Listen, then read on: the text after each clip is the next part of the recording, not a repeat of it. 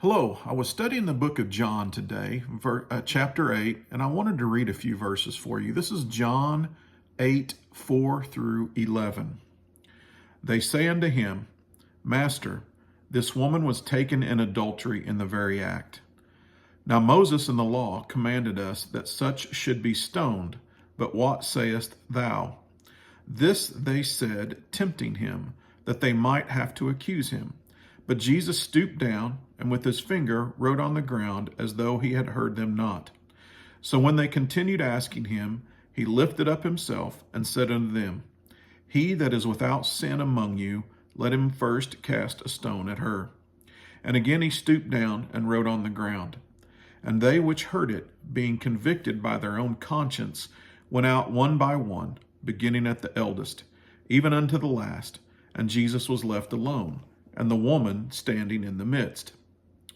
When Jesus had lifted up himself, and saw none but the woman, he said unto her, Woman, where are those thine accusers? Hath no man condemned thee? She said, No man, Lord. And Jesus said unto her, Neither do I condemn thee. Go and sin no more.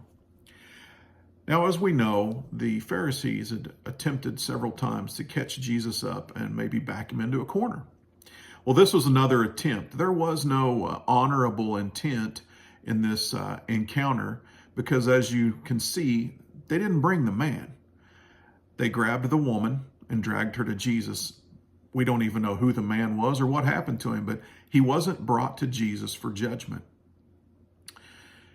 So we see here that they were trying to trap Jesus into making some type of statement that they might be able to use against him. But we see that Jesus made it very simple. You know, Christ was the only perfect individual that ever walked the face of the earth.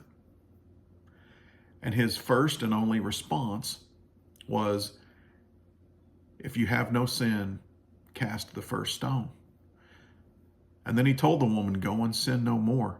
The most perfect person in the world was not only willing, but very quickly willing to forgive this woman and tell her to go and sin no more. It's so common sometimes for us, Christians, to forget that we're supposed to be forgiving. We can be very unforgiving. But if we want to be truly Christians or Christ-like, we need to follow his teachings. And one of those things is forgiveness.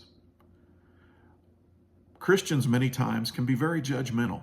Sometimes we think we've got it figured out and that we know what's going on and that others around us should be held to a standard. But sometimes we forget that we hold others to a higher standard than we hold ourselves.